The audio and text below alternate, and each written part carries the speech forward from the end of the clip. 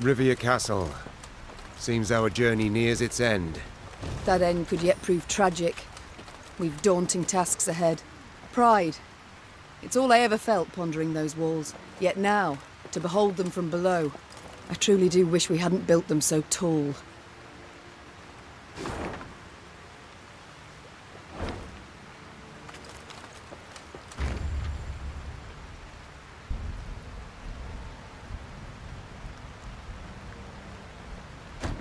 The castle of Rivia now loomed before the Lyrians. Water surrounded it on 3 sides, and dual defensive walls studded with podgy turrets completed its perimeter. It was famously difficult to take, and had changed hands only once, a few months before, when traitors opened its gates to the Nilfgaardians. Foreign banners waved upon the walls. The Golden Sun and General Epdahi's crest on Rivia's walls, the walls of home. There was somber silence among the troops, the glee and pride of many triumphs suddenly gone. For each knew if the Queen ordered an assault, most would lie dead by sunrise. Your Majesty, Began Reynard in a reassuring tone. we needn't strike quickly. We've time on our side. To prepare would be wise. 2 months, I wager. Perfectly enough. We stop supplies from getting through. They'll capitulate, I've little doubt. Or at worst, be too weak to defend the fortress. Reynard's reasoning was sound. There was no need for urgency. Meve had the upper hand for the first time in this war.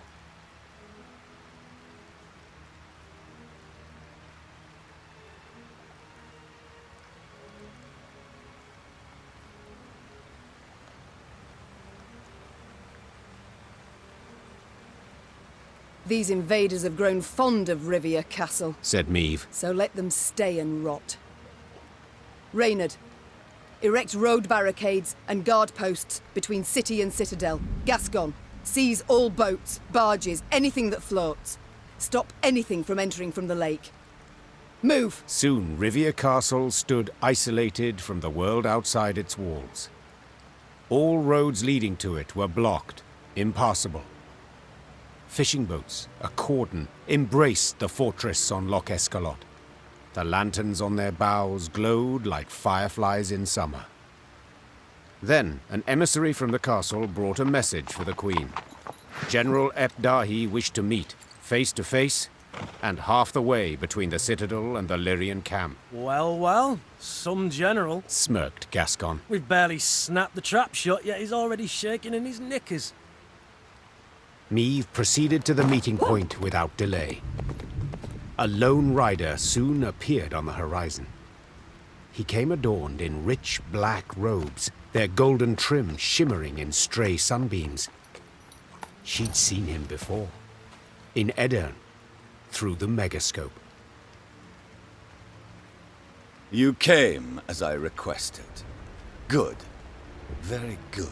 I couldn't possibly refuse such a courteous invitation, especially as compared to your previous missive. The art of diplomacy, you've improved your grasp. Your realm fell quickly. I expended little strength in seizing it. This left me much time to study. But please, we must set aside this bitterness. I'd like to formally welcome you to Rivia, dear Queen.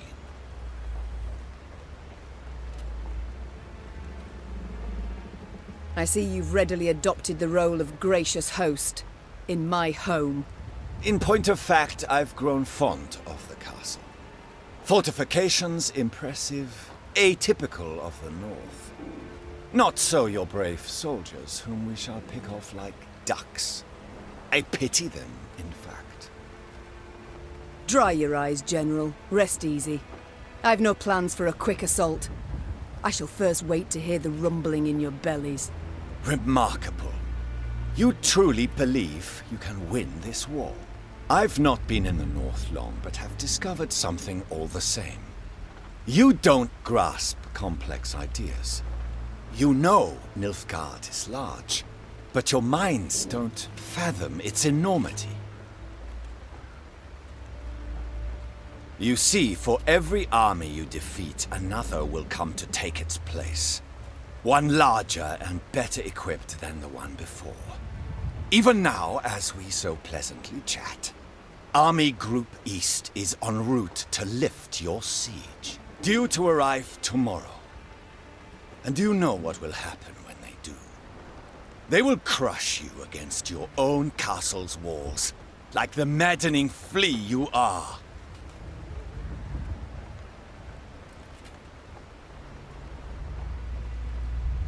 Enough. I'll not be insulted, General, nor intimidated. Then I wish you a splendid night, Majesty. Get some rest. You'll need it tomorrow. Indeed I will. For with raised visor I shall be at the fore, unlike you. In my home, in the civilized world, a general commands his force. He does not rush and thrash about like some rabid hound. You're not at home, General. You're in the north, in my home. But you're right, I will rest. While you should pray to all your gods that we don't meet amidst the fray.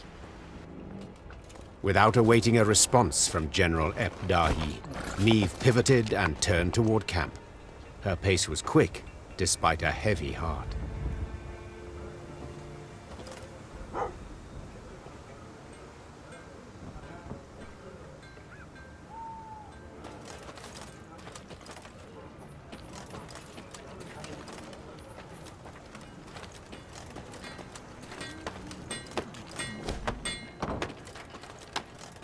Gonna be one hell of a night! Ah! Ah! Ah! Don't you dare sound the retreat, got it?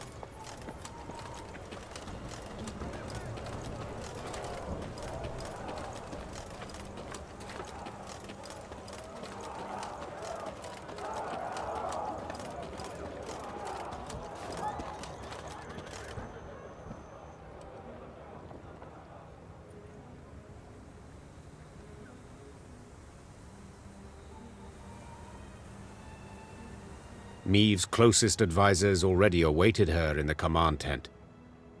In a few brief words, the Queen gave a report of the meeting, only with great effort masking the quavering in her voice. An army, an immense one, approaches from the west. If we meet in open battle, we stand not a chance. Damn it! Why did no one warn me? Our scouts were discovered, captured. It must be that. We must flee? Not at all heroic, I admit, but sure as hell better than being trampled into the dirt. Easily said, but for a problem. Our force is chiefly infantry. The army that draws near includes cavalry, several regiments. We cannot hope to escape them. We cannot hope to hide. What do you advise? We've two options. Capitulate, Out of the question. or take the castle. Tonight.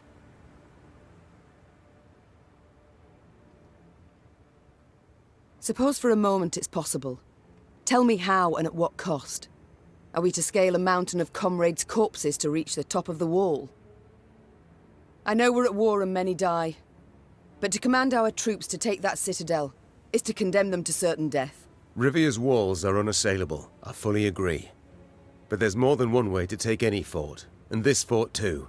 I think I like where this is going. I know this citadel like no one else. I know its one potential weakness. The boat landing. Wait, that narrowest of piers between the two turrets? The one where the fishermen would land? The same. As I'm sure you recall, Your Grace, at that narrow pier's end stands a narrow door leading straight into the fortress. A small detachment could approach unnoticed, overwhelm any sentries, and What then? they would need to pass through the fort to the winch in the guardhouse, open the gate for the rest of the force. Reynard, I'll be honest. This sounds right mad. Perhaps, but as options go, we have it alone. And I'm to choose to send folk there? Most certainly to die. You needn't choose anyone, for I volunteer, and will take only those willing to do the very same. Bloody wretched plan. And you've a better one, do you? Of course. I'll go instead. Beg your pardon? I don't. Face it, Reynard, you couldn't sneak past a corpse. Sound like a bloody tambourine in that armour. Apart from which, you're Meve's right hand. So you ought to be by her side when the fighting starts.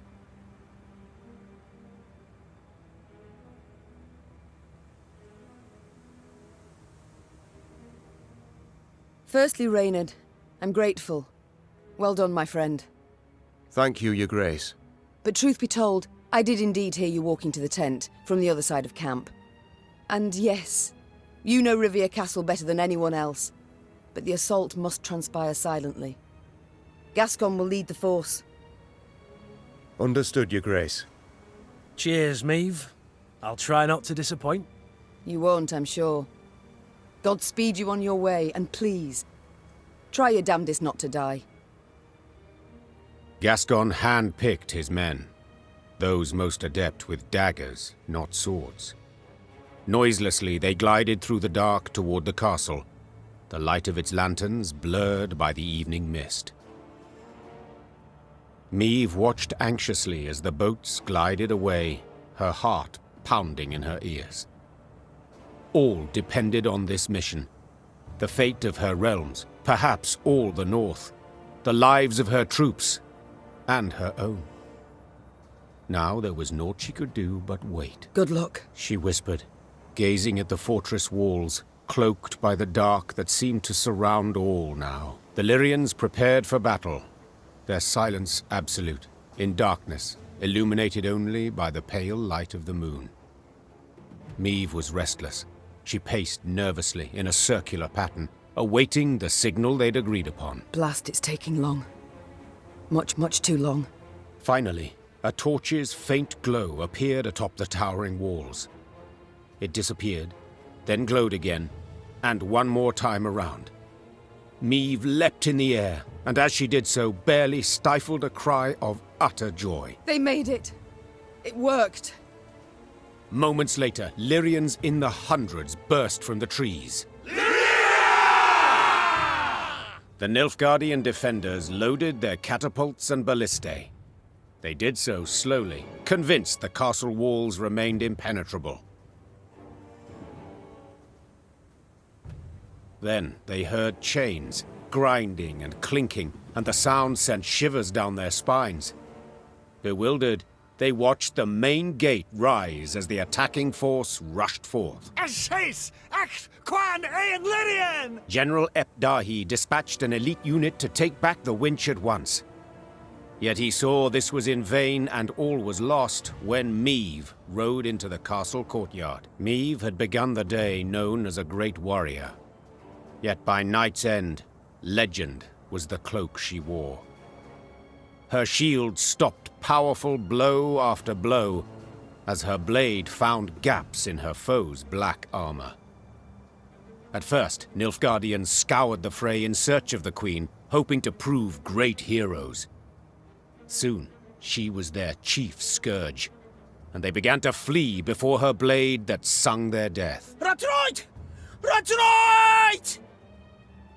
What was this extraordinary vigor that surged through Meve? Naturally, she wished to liberate her castle and realm, drive off the invaders, defeat the arrogant General Epdahi. But in that moment, above all else, she longed to fight her way through to the guardhouse and bring Gascon's party relief. Follow me! Move! Meve had expected the worst, a bloodbath, piles of corpses. Yet all in the guardhouse was eerily quiet and calm. The door to the winch room lay shattered, true, but this was the one sign there'd been any sort of struggle. What happened here? She thought. Cautiously, she entered, looking, searching for any trace of Gascon and his fighters. Instead, she spotted Willem, curled up in a corner, clutching his bloodied belly, his fingers not enough to stop all the holes. Meve tore off her cloak and went to stem the bleeding. Willem, what happened here? My wrongs. I sought to right them. Wheezed the prince. Please, forgive me. The young prince choked on this last word, did not manage to utter it. Before his eyes went dull. Moments later, her men entered the room to find the queen kneeling, pounding the wall with her fists, her eyes flooded with tears. Willem lay motionless beside her, covered by her cloak. Gascon pushed his way through the other foot soldiers. He knelt beside the queen and whispered what had happened. His unit had not managed to reach the gate in time, but Willem had. Upon seeing Lyrian forces converging on the fort, the prince had rushed to the guardhouse and opened the gate himself. By the time Nilfgaardians closed it again, it was too late. The Lyrians were through.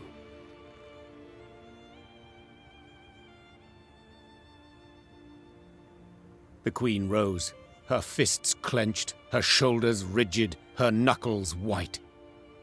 Her face betrayed no sorrow, no despair, just rage, hot as a forge, immeasurable. Now's not the time to mourn. Seethed Meve, struggling to stay calm. Now's the time for war, for slaughter, revenge. With victory today, we'll recover our home, return to our kin and set our blades aside at last. Yet until victory is ours, they must drink. Drink greedily of Nilfgaardian blood!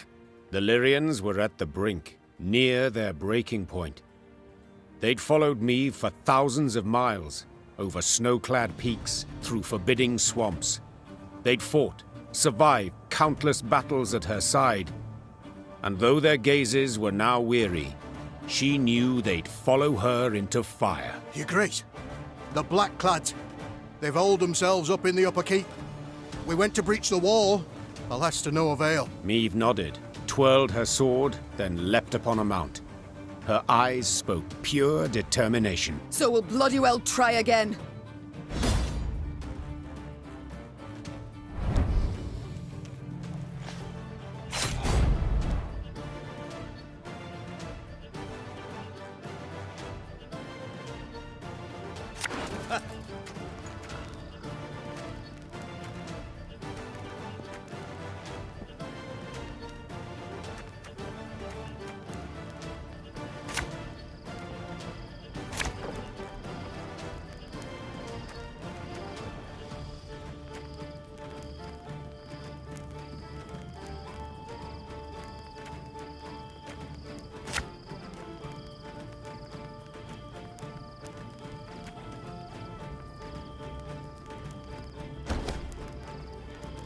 This is the end, Ebdahi.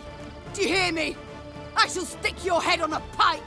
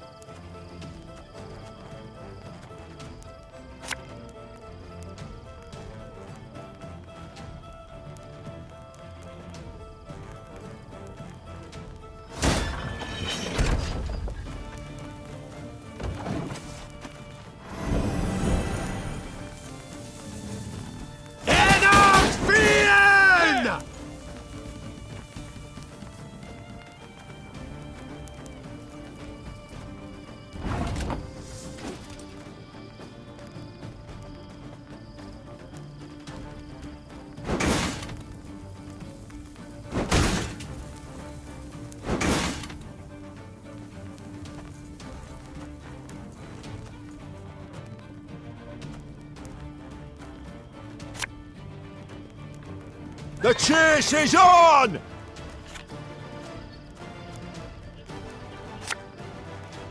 You can try to win them all, but you won't.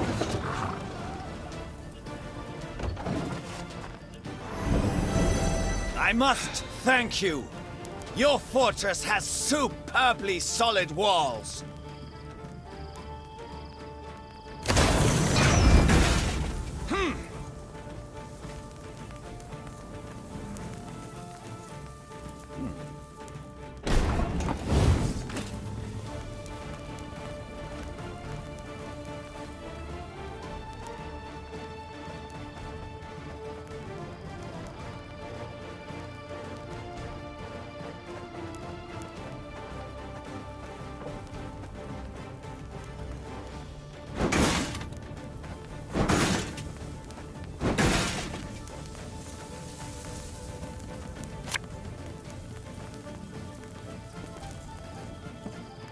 One boat's all I need.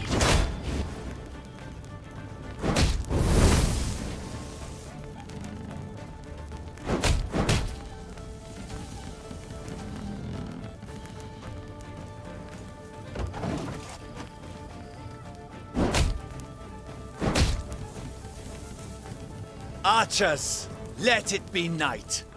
Obscure the sun with arrows.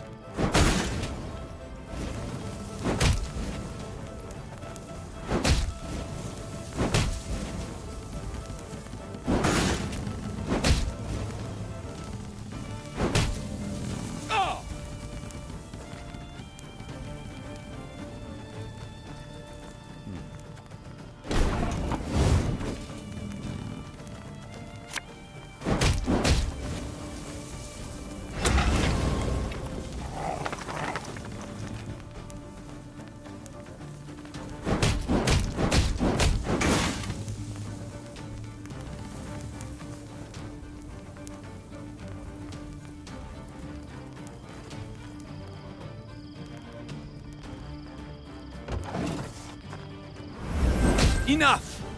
I do not need to hear this. Kill her! Hail Katza!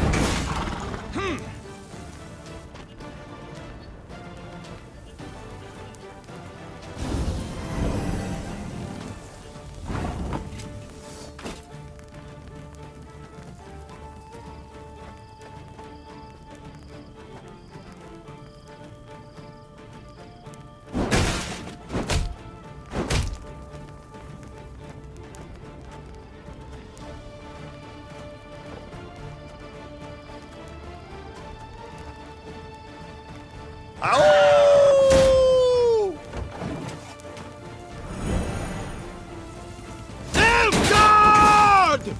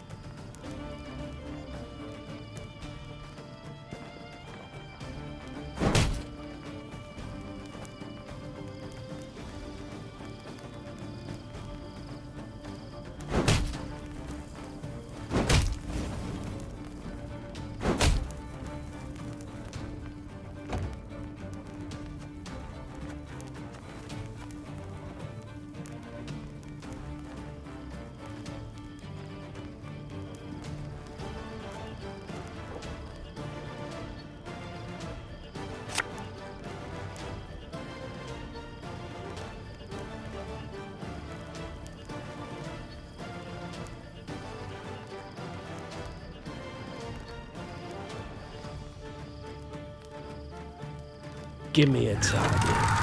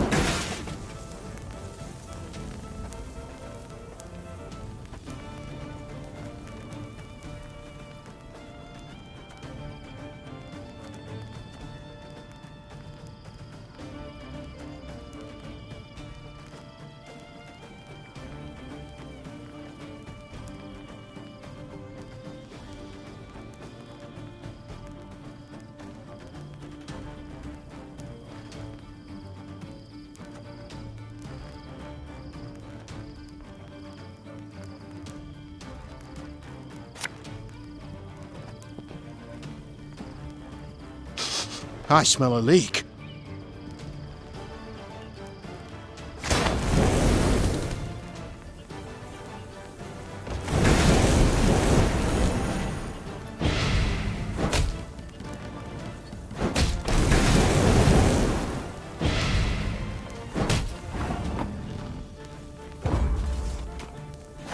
Fools! I'm surrounded by fools!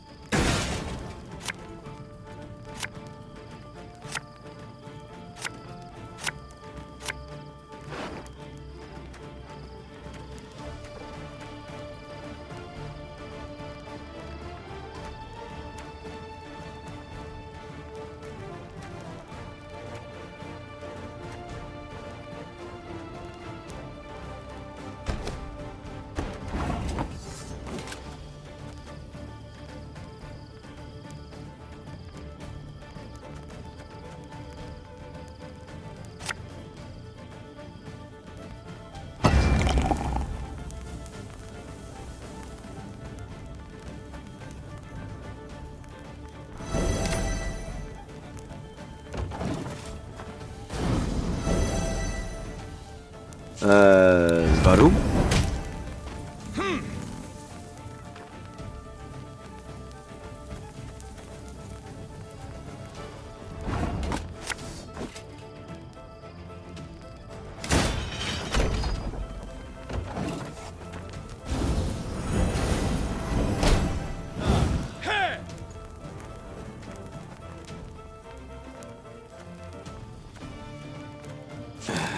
Die Hebel werden Aas.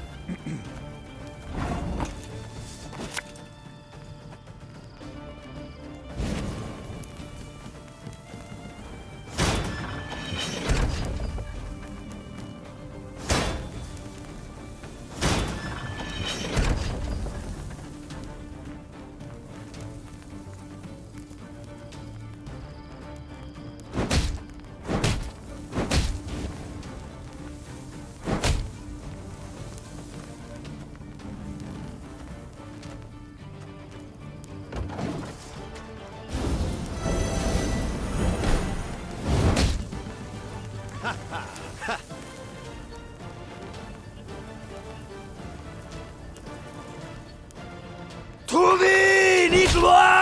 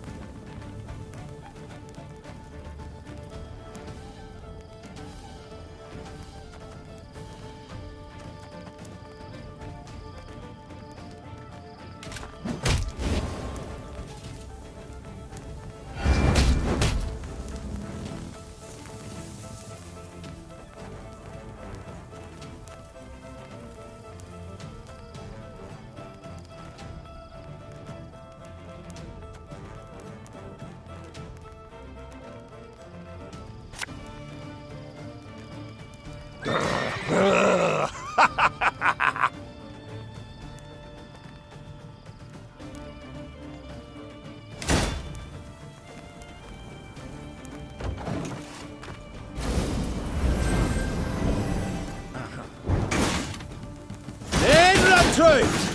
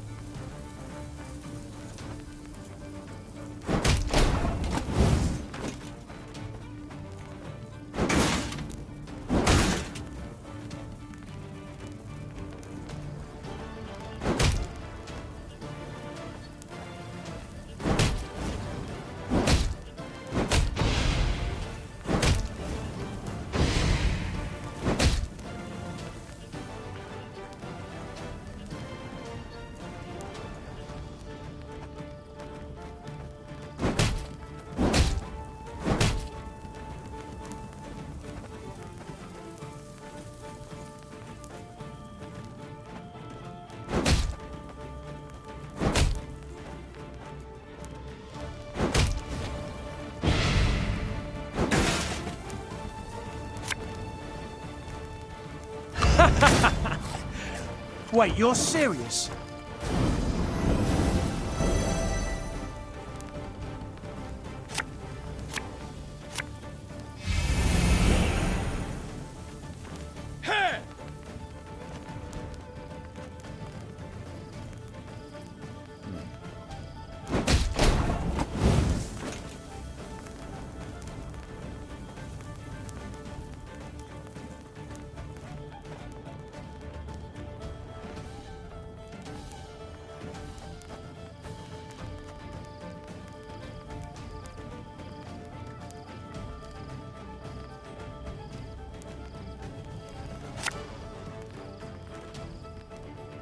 Our ballista, your command.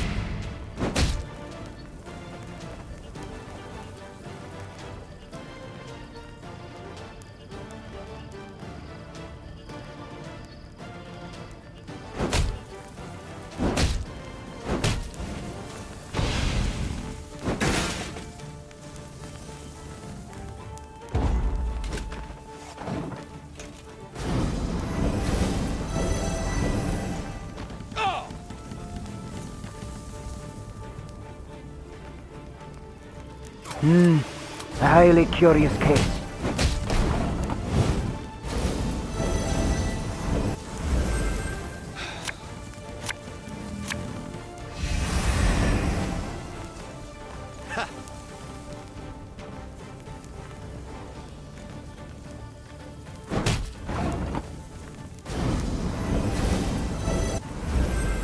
Now, how did that incantation go?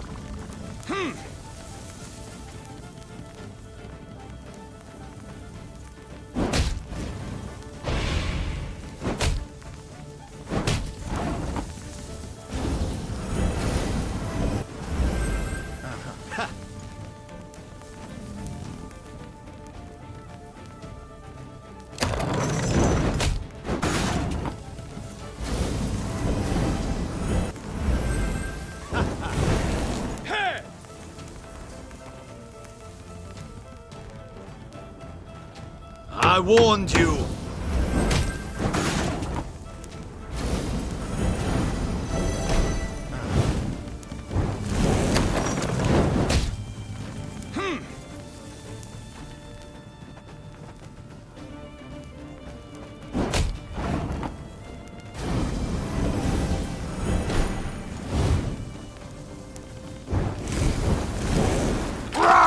Scheiß! In Trade!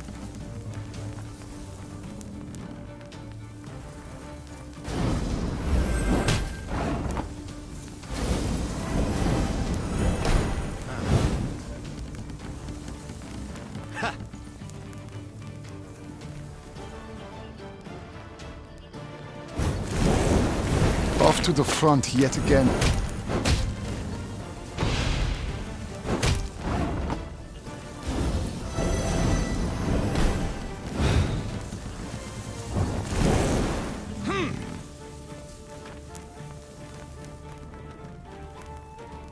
Quiet, or the Commissar will hear.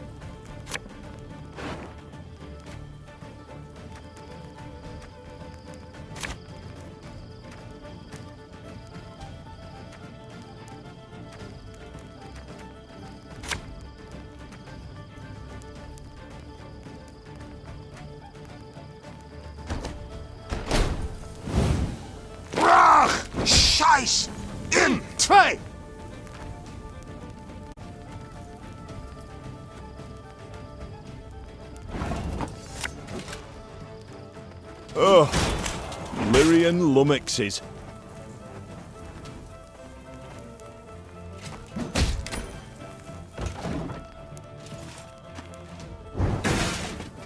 Hail Hector!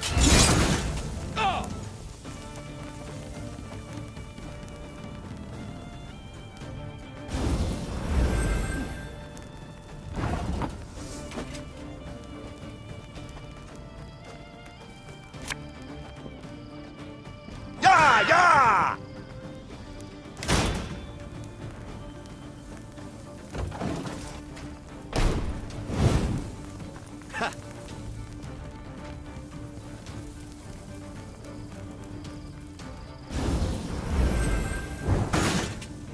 Yes!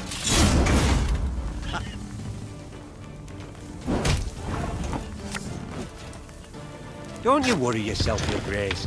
We'll get her done in no time.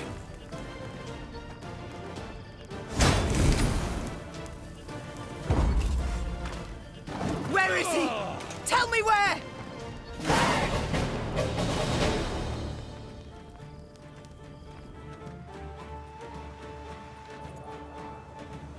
Nilfgaard had the upper hand, yet the black-clad spirits had suffered. They now made more use of shields than of swords. When Meve finally broke through their line, they raised their arms in surrender. Rivia Castle had fallen. It was hers once more. Trocker! Nein to win! Meve showed her prisoners of war mercy, knowing full well they'd only followed orders. Death would be the fate of only Ardal ep Dahi, the one Nilfgaardian who'd issued those commands. Alas, the general had disappeared. A prisoner revealed ep Dahi had fled as soon as the Lyrians had surged towards the upper keep.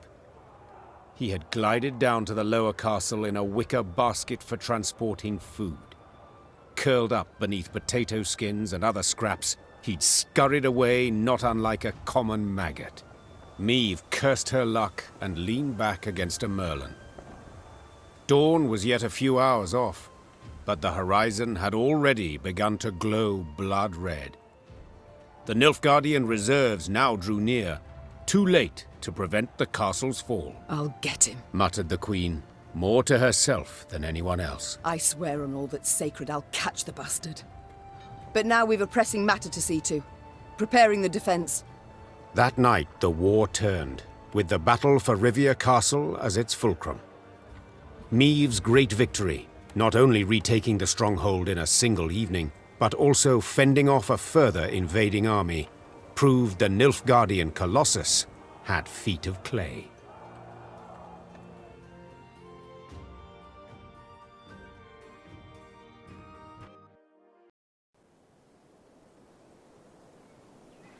The armies of the north had united and now seemed to be on the attack everywhere. Imperial forces, while still far more numerous, lay stretched over thousands of miles. Their position was untenable, and Nilfgaard's commanders knew this. In a decisive battle, they yet stood a chance, so they gave said battle, and suffered a resounding defeat. Just a few months on from that memorable night in Rivia, the Imperial army was in utter disarray. Aldersburg, the fortress, remained a last point of resistance. General ep Dahi and what had survived of Army Group East had dug in there, this place, where Nilfgaard had triumphed grandly in the war's early days, would now bear witness to its impending defeat. It seems history, after all, has a sense of justice, or humor, or both. Though Meve had already reclaimed her realm, she refused to retire her sword just yet. For King Demavend had requested her aid in purging Edirn of the invader. How could she refuse? She owed the king a favor, firstly. Yet she also had a burning desire to settle the score with ep Dahi. Demavend's envoy and I spoke, Your Majesty. The king has Aldersburg surrounded. He awaits and won't begin the assault till you arrive. Good. I truly hate to miss it. Tell the troops to prepare. Gear and ire. Of course, Your Grace.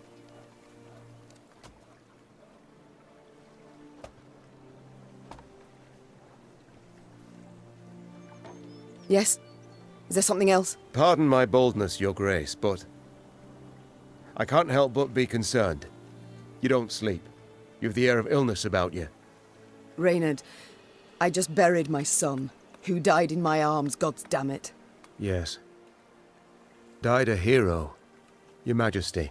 I wasn't sure Willem could ever wash away the shame.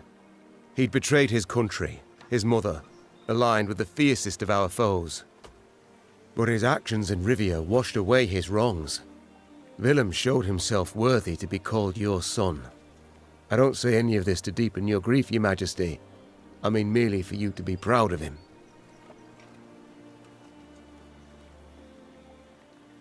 You're right. I thank you, Reynard.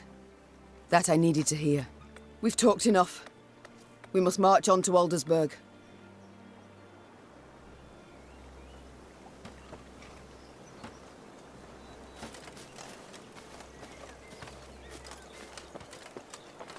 Oh, look, 'tis Meve, slayer of the Blacklands. Long live the Queen!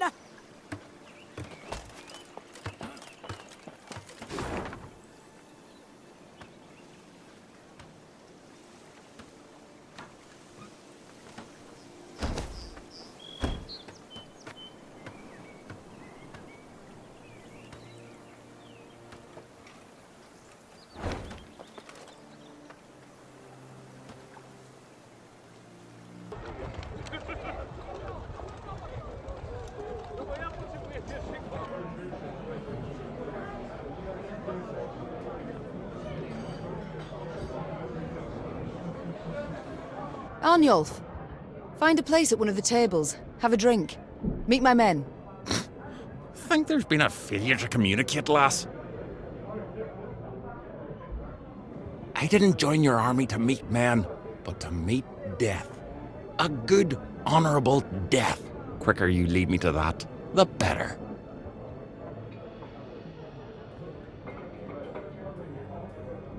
I can't help but wonder, what does it signify? The tattoo on your head? Ain't the tattoo? Carved these runes with a knife. The method makes little difference. What do they mean? Aim here. Message for enemy archers. Alas, don't seem they can read it. At least not from a distance. And when they get close, it's already too late for them. I wish not to pry, but why do you long for death? For only death can cleanse me of shame. You must have heard what they call me. Arnulf the Patricide. A moniker I earned. Oh, I did. To die by one's child's hand. A terrible fate. And it shall be mine as well if I lose this war. But did you earn it? This fate?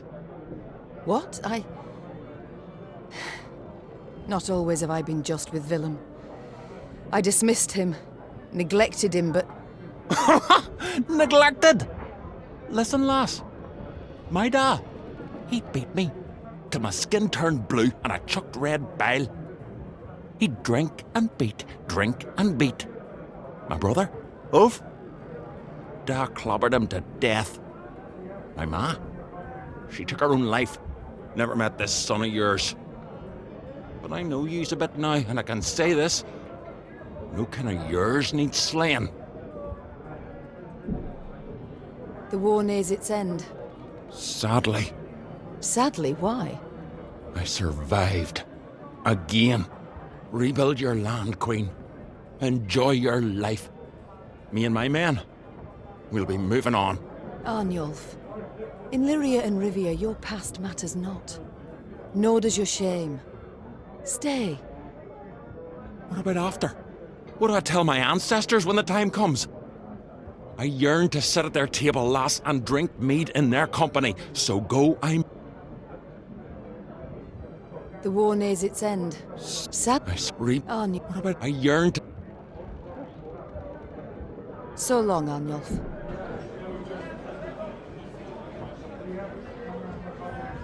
Meve, I must say it again, I'm sorry. And I thank you for forgiving me. No need to say any more, Gascon. But you've got to know. Every time you bring it up, I'm tempted to change my mind. Now let's turn to the task at hand. So, what awaits you now? What will you do? Been contemplating it of late. Thought I might go back to the life of an outlaw. Not that I'd expect you to approve. You're quite right, I wouldn't. It's why I wish to make certain you'll not feel tempted. Gascon, I hereby bestow upon you a number of estates near Scala. What? Meve? Damn it, I don't know what to say. Ha! A first? Thank you, Meve. 1,000 thanks. 'Tis I who should thank you. With all my heart. It's time I attended to other matters. Your Grace, I wished once more to express my gratitude for your show of mercy. I showed mercy, true, but felt much more. Anger, pain, now resentment. You hurt me, Reynard. Wounded me to the bloody core. I don't know what else to say on the matter, so let's not speak of it. As you wish, Your Grace. The war nears its end. What next for Reynard Odo? Whatever you command, Your Grace. Ugh. Is something amiss, my lady?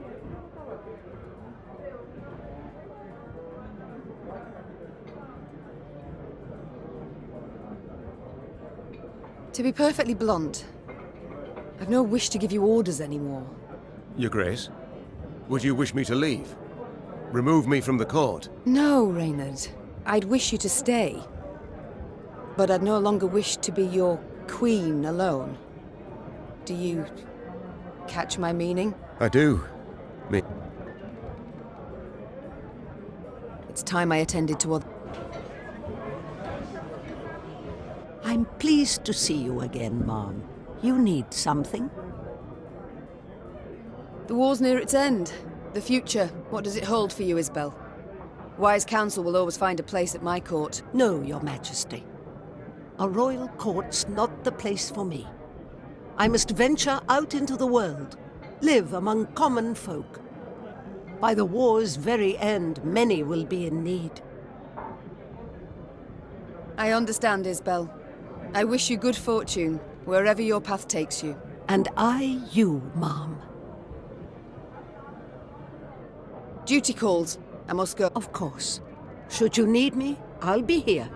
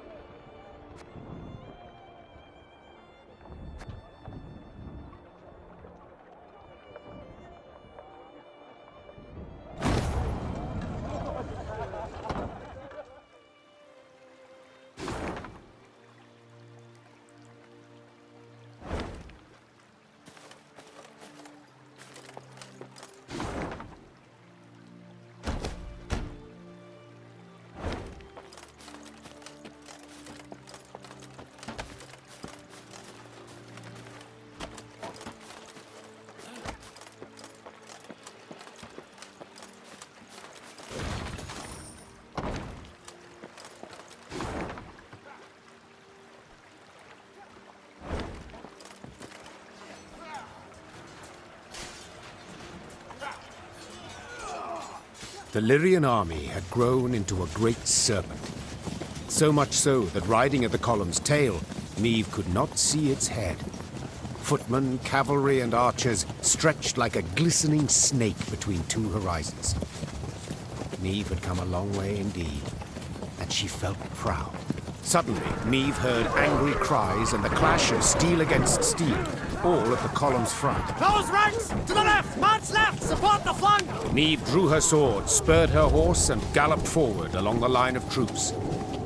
Then, through the swirling battle dust, she spotted shimmering golden suns.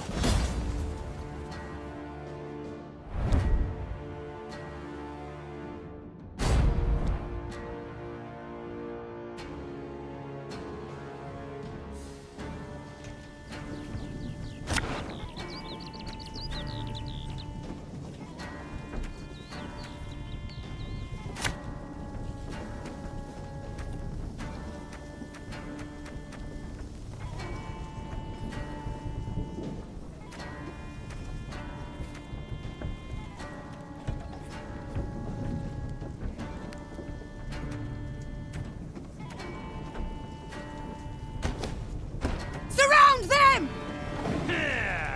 Scrubbing duty again? Oh, gods.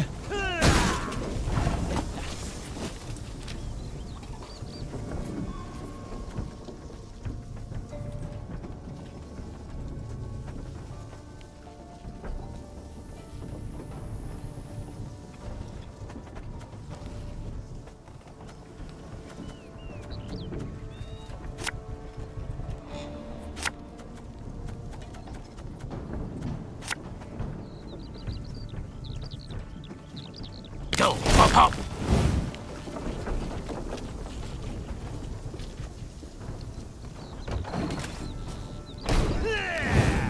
New orders? No?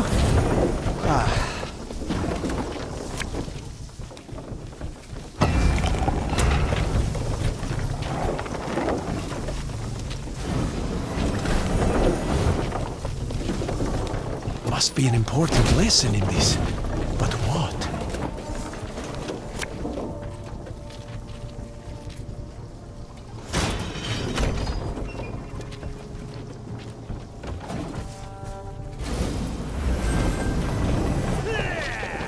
Hundred and 102, 103.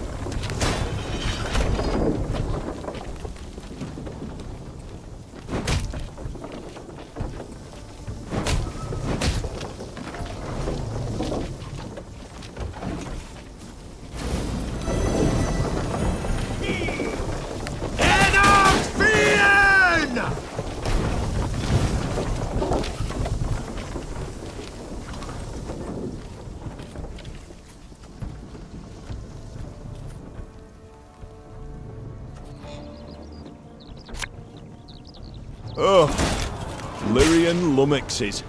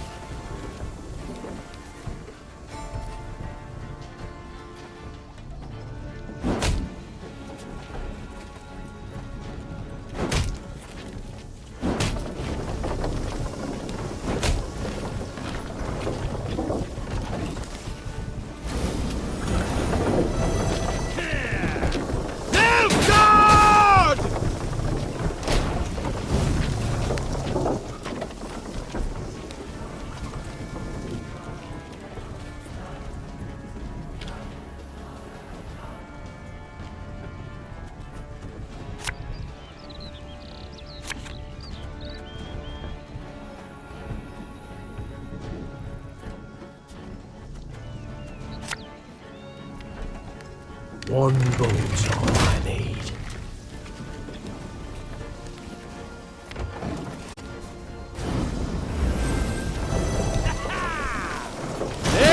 Infantry!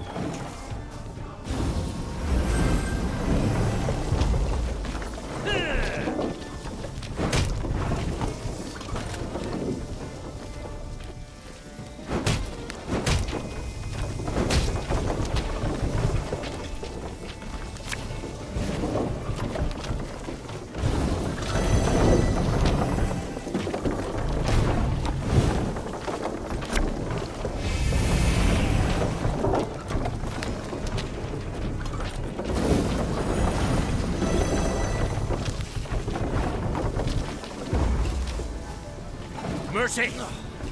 Have mercy!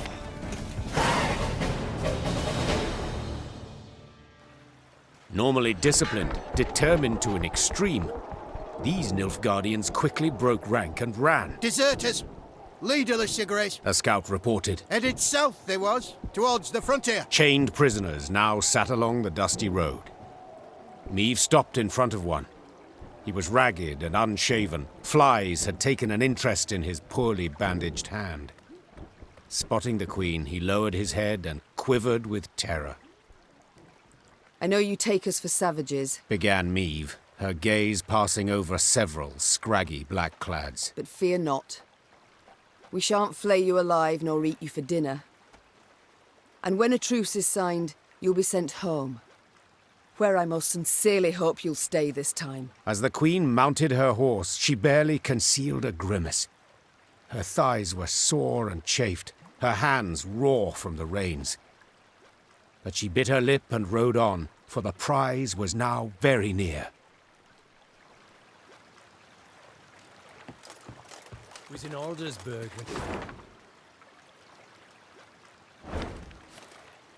Was in Aldersburg when it fell. Broke my heart, that did. But not complete. Now we'll take it back.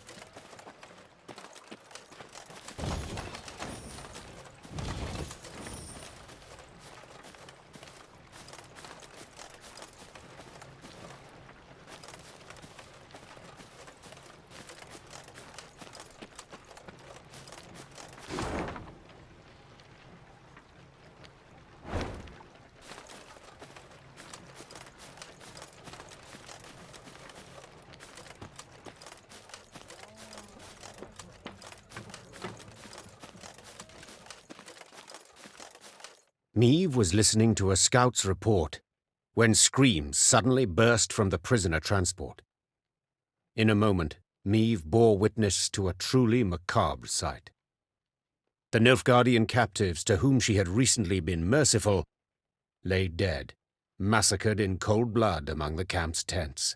Blast it all! Seethed the Queen, looking at the bloodied corpses. Those responsible for the deed, peasants from the quarry at Ravencloft, Meve had welcomed into her ranks. The harm they'd endured from Nilfgaardians wielding whips, this was what had festered in their hearts and minds.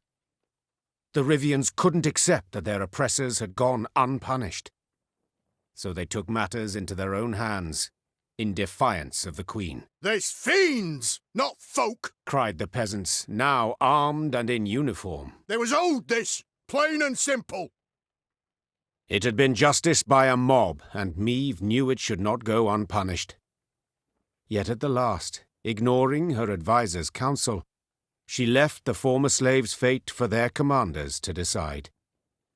For the Queen had grown weary of choosing between two evils, each one darker than the other.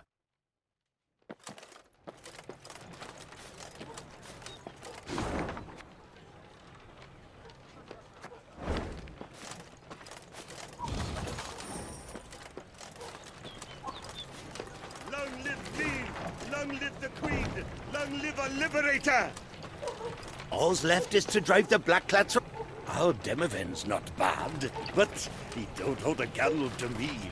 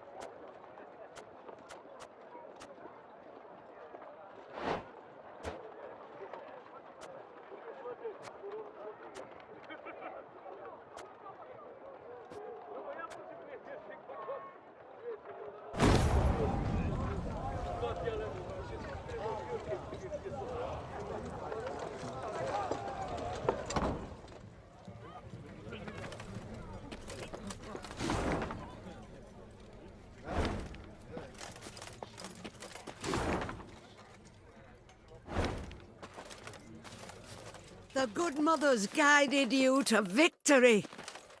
Nilfgaard angered the gods. Too much pride in them, not enough humility.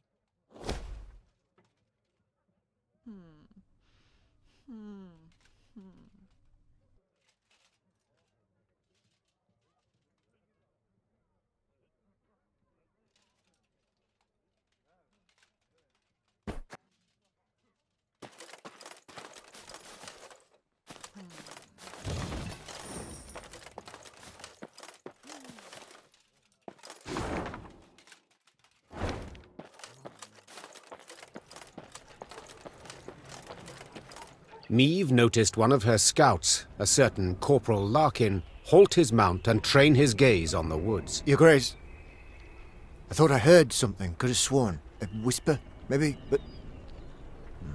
nothing now. It's all gone quiet. I think I might have imagined it, in fact. Imagined? Meve placed her hand on his shoulder. No one has sharper senses than you. If you claim to have heard something, it's worth a closer look. Corporal Larkin saluted, then rode past the trees. Suddenly in shadow, he keenly scanned his surroundings. Something caught his attention. He dismounted, then brushed aside ferns, exposing tracks made in the mud. Your Majesty! He shouted, quickly turning towards the road. Sound the alarm! It's Scoia'd! An arrow whisked through the air, pierced his throat, and suddenly silenced him. Then the forest came alive with cries in the Elder tongue. Elves on the attack.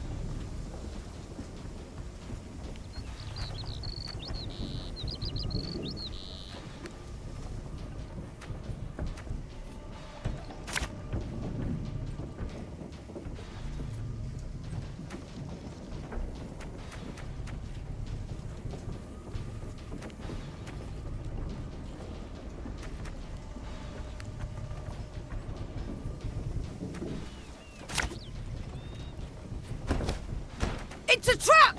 2 arms! Got business for me?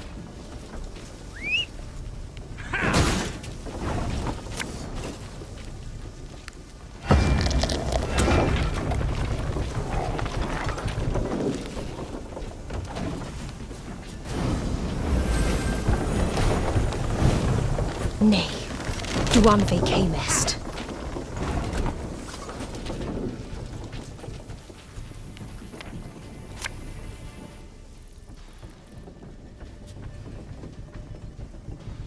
Naturally. At once.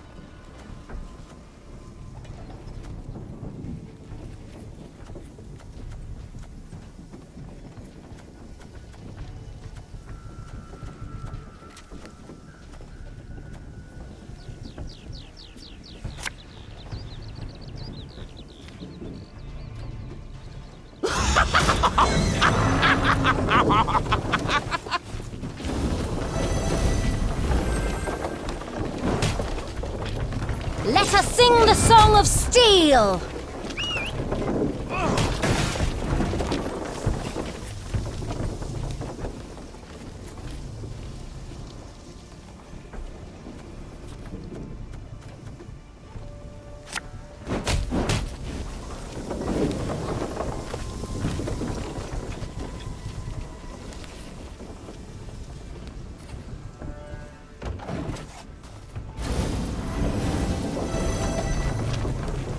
We ought to help one or the other.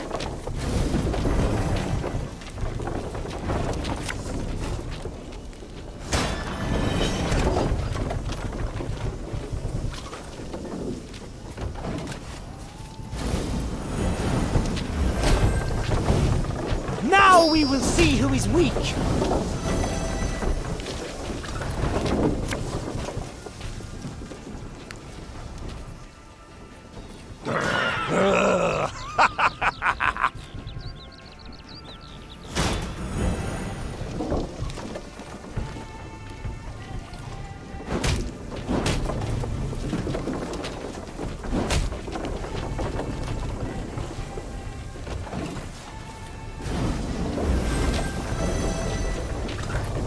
I shall not fail!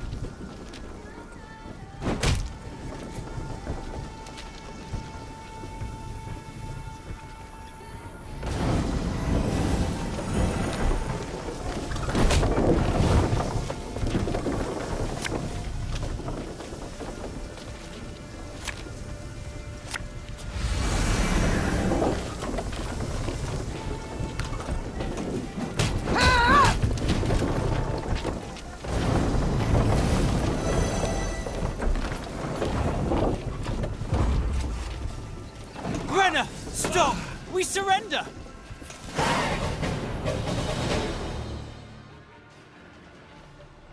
The Scoia'tael fighters stood no chance against Meve.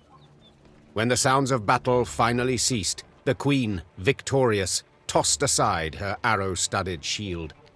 She then ordered the commando's leader brought before her. She'd expected a ranter who would turn up his nose, spit in her face, and cry, "Death to all Dwan!" But the bloodied elf before her was no arrogant firebrand. He averted his gaze, and his lips gently trembled. Youthful you look, elf. How many summers to you? 30? More? 27, my lady. 27. A wonderful age. A shame to die so young. I beg you, Renna. For mercy, I ask. If not for me, then at the least for... Mercy? You jest. You wait in ambush, come at us like bandits, and now you dare ask for mercy. It was no ambush. Don't play me for a fool. I know what I saw, and am no stranger to warcraft. It's not you we wished to fight. Sverre. Then who killed Corporal Larkin, Werebubs? When we saw you on the high road, we fell back and hid in the wood. We wanted you to pass. Your scout's hearing very keen. He heard something, then spotted our tracks. You must understand. We had no choice.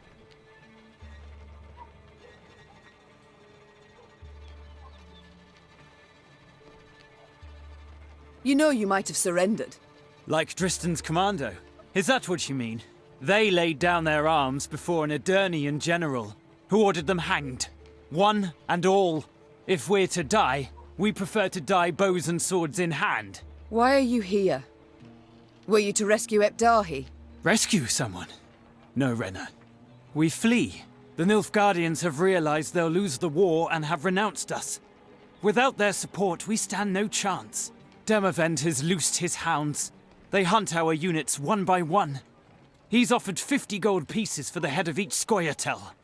It's the same in Temeria and Gvaedyn, if not worse. We wish to join with your Veth's unit, flee together as far as we could. It was our last hope. Why do you tell me all this? Because you listen still. You've not ordered me killed, so... you've clearly a heart. Eseth Aina Edu. I beg you. So few of us remain. All tired, all wounded. We pose no threat. Let us leave your realm. Let us flee.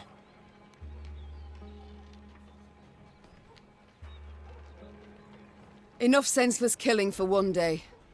So be it. You're free to leave.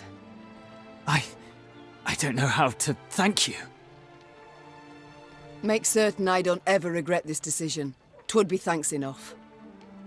I thank you for your compassion towards me and all my folk. Meve personally unfastened the prisoner's chains as her Lyrians looked on in silence. They did not approve, this was clear. Their displeasure was palpable.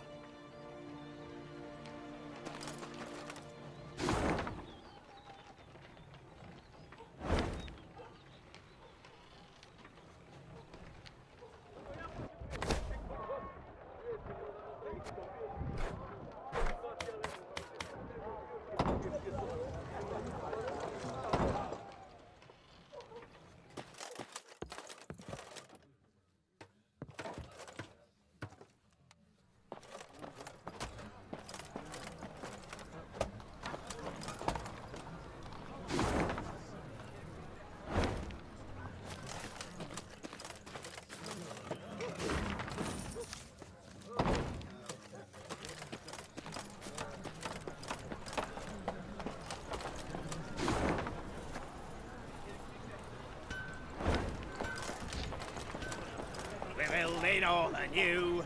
Treat yourself to our new view for a better future through and through.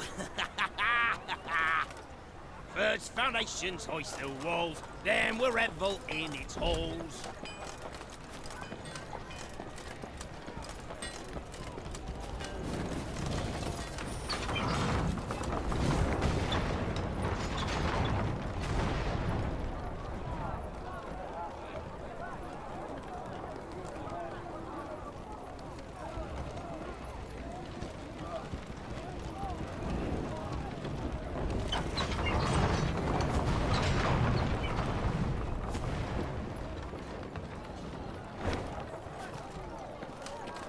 It'd be an honor to fight at your side, Majesty. Side by side, we'll kick those black clads across the Yoruba.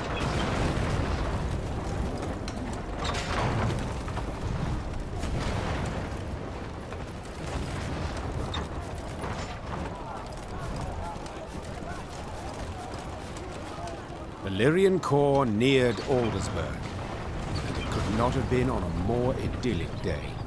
The sun shone, birds sang, trees rustled in a light breeze. But Meve saw it as she had at the war's start. Walls illumined by a fire's glow, the cries of fleeing civilians, the stench of burning flesh. As on that day, Aldersburg was under siege. Yet this time, Eden's flags fluttered in the field, while Nilfgaard's tattered sons crowned the fort's towers. The Queen found Demoven's tent without difficulty. Made of sheets of silk edged with silver thread, it positively shone. Seems the realm's restored to a virtuous path, muttered Meve. Aha! There she is! Queen Meve, savior of the North, the Sun's Slayer. Mockery I don't appreciate. I wouldn't dare. Not my words, those. You've been painted thus in song. Master Dandelion himself wrote a ballad, The Battle for the Bridge. If you take the bard at his word, you're as fierce with a blade as any witcher. Is that jealousy I hear? To be perfectly honest, Meve, it is. For I hadn't the pluck, nor resolve. And when all the North tucked tail, went to shite, you alone stepped up and bared your fangs. Let it be a lesson for the future to us all.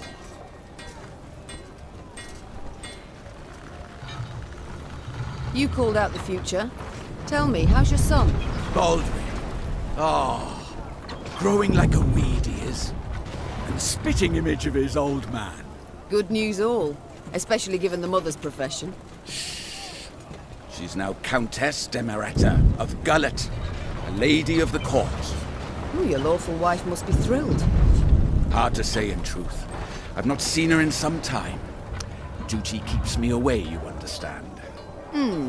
You work hard, I'm certain. Many a night, too. You might say so indeed. But enough about me. As we're chirping away like two gossips in the field, do tell me, what a villain. He perished in the assault on Rivia Castle. Oh my. Fighting for which side? The right one. Demavend, the wound is fresh, the pain immense. I'd rather we not speak of it.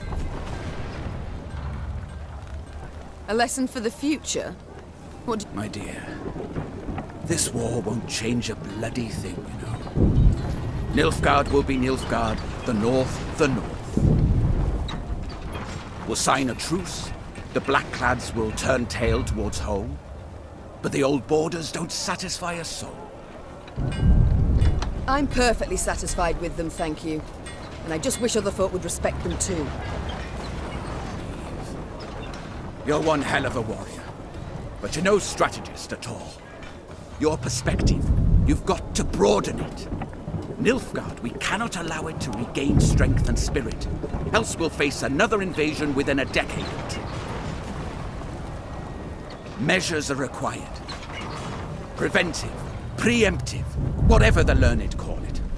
Build an army, a vast one. Wait in ambush. And when they least expect it, break their bloody spine. Just think, if we were to join forces... Enough. I don't wish to hear it. Won't even entertain the thought. I'll help you take Aldersburg, but then I'll go home, where, God's willing, I'll live to a ripe old age. As you wish. We can mount the assault at any time, but... But? My scouts report a small Nilfgaardian force approaching from the south. They've stayed off the roads, moved only under the cover of night, escorting someone. Who? I've no notion. Could be a mage. Devilishly unpredictable, that lot. Could wreak havoc in our ranks. Either way, before we rush at the walls, we must make certain they don't reach Aldersburg at all. I shall see to it. Are you sure? You've just arrived. Must be weary after the long journey. An understatement if I ever heard one. But I wish all this to be over, quickly. Meve set out after the Nilfgaardians immediately, a cavalry escort in tow. Her unmatched scouts, who had led the army through the mountains of Mahakam and Angren swamps, quickly found the enemy's trail. This way, Your Grace! There's not far now! That very same day, Meve's force caught up to the mysterious black-clad unit. Lyrian riders surrounded the foe, forcing the Nilfgaardians to halt. All fell so quiet, the creaking of taut Lyrian bowstrings could be discerned. The common tongue. Which of you knows it? I do, Your Majesty. You also know who you deal with, I see. What is your name? Gvaedyn, Your Majesty. At last. A Nilfgaardian name I can pronounce. So, Gvaedyn, it seems this war will reach its end in 2 days' time at the most. 'Twould be silly to die today, wouldn't you agree? It would, milady. Precisely. I've spilled enough blood. I've lost the appetite for more. So, provided you don't give me a good reason to kill you, you'll walk away with your lives. Now tell me. You carry something for General Ebdahi. What is it? A letter. Urgent to the point of insanity, it must be. Who wrote it? The dear Madam Ebdahi? No, Your Majesty. The Emperor. My. A letter from Emir himself. You must be an important person. A noble, or... Yet your uniform is simple, with no discernible distinctions. Who are you truly, Gvaedyn? A spy? A simple messenger, Your Majesty. Don't lie. I know messengers, how they travel. Alone, armorless, atop a swift steed. You're escorted by cavalry of the heavy sort. For I often carry orders the recipients don't wish to perform, thus the escort.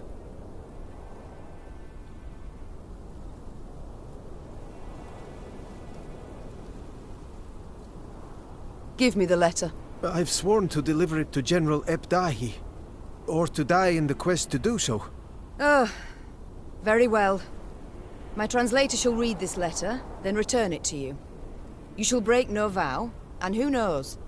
You might even survive. And if I refuse? Guess. So be it.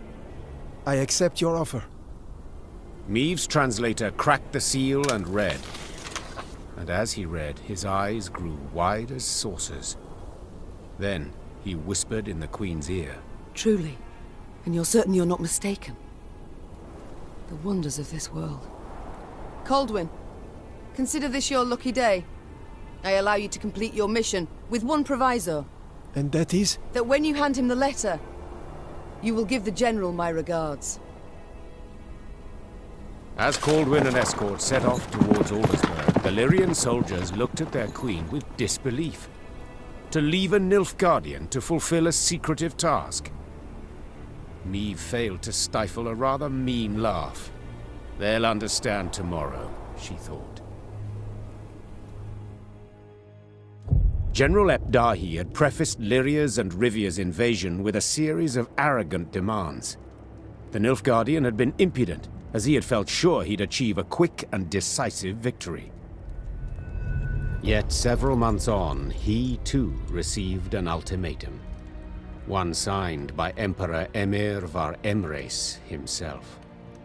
The missive was concise and left no room for interpretation. With General Ebdahi dead, the Nilfgaardian army descended into chaos. The kings of the north, united, took advantage and struck at the foe. Their victory was complete. The Nordling forces cheered their commanders and monarchs, but for none so vehemently as the one queen among them. Many dream of achieving the impossible. Meve had done it. Through wit, determination, and boldness, she had thwarted the Nilfgaardian invasion. The queen would rule for many more years. Stern, yet ever just. Ah! So a lass saved the North from the Blackclads? That is one way to put it. Well, I'll be damned. And a chap, she find herself one in the end? Leave it be. Bloke's been spinning the tale all night.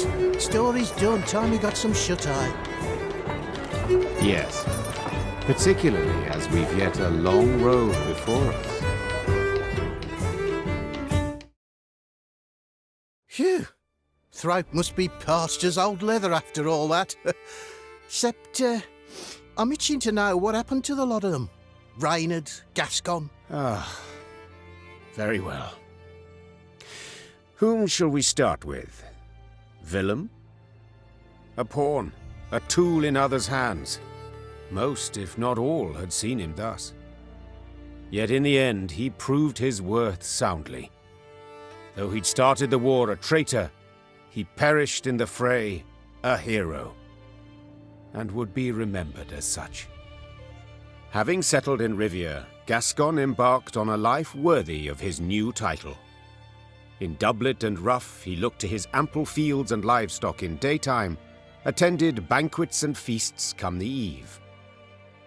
And then one night, he grabbed his bow and quiver, saddled his favorite mount, and disappeared without a trace. Though Nilfgaard owed its defeat chiefly to Meve, in the Empire her name was uttered with utmost respect. Returning soldiers spoke in awed tones of her courage and generosity, referring to her as Gvaedyn, the tenacious one. Once the Scoia'tael had withdrawn from the northern realms, non-rebel elves and dwarves emerged from the woods. Though they returned to their homes in human communities, they lived in fear of their neighbors, aware that the next massacre would eventually come. And Meve? As I said, she ruled with an iron hand, not fist. Reynard ever at her side, tempering, supportive. No longer a general and trusted advisor, he had to the Queen become something more. Much, much more. And now, if you'd allow me... Course. Leave him be, lads. Let him get some rest. Till the time comes for the next tale.